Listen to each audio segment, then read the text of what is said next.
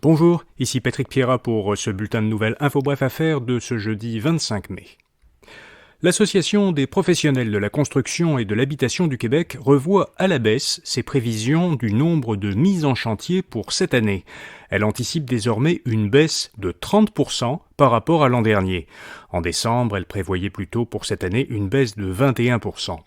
Les coûts de construction demeurent très élevés et les taux d'intérêt pourraient baisser plus tard qu'on le pensait, explique la PCHQ. Elle croit que la Banque du Canada n'abaissera pas son taux directeur avant le début de l'an prochain.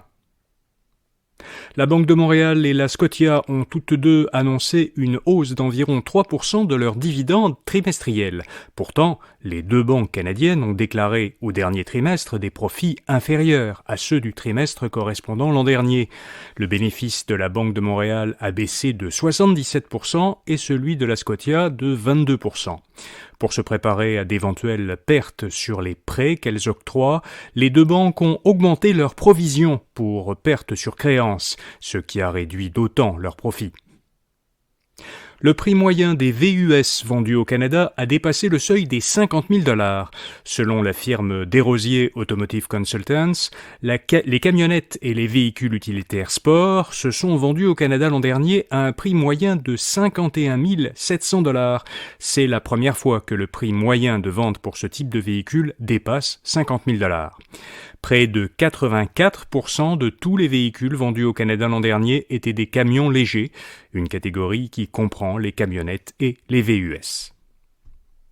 L'entreprise montréalaise Novisto a obtenu un financement de 20 millions de $ américains pour poursuivre le développement d'un logiciel qui aide les organisations à présenter les données liées à leur gestion environnementale, sociale ou de gouvernance, des critères de gestion qu'on regroupe sous le sigle ESG. Ces données permettent aux entreprises de rendre des comptes à leurs clients et aux investisseurs qui sont sensibles aux critères ESG. Novisto avait obtenu déjà 8 millions de $ américains lors d'un tour de financement précédent. Le nouveau financement a été dirigé par la société d'investissement montréalaise Innovia Capital. Et puis le Cirque du Soleil veut proposer une expérience immersive dans le métavers.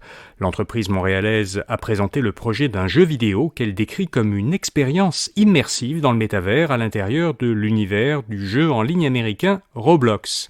Baptisé Cirque du Soleil Tycoon, ce jeu doit permettre aux joueurs de construire et gérer leur propre spectacle, de participer à des défis interactifs et d'acheter des accessoires virtuels pour des avatars.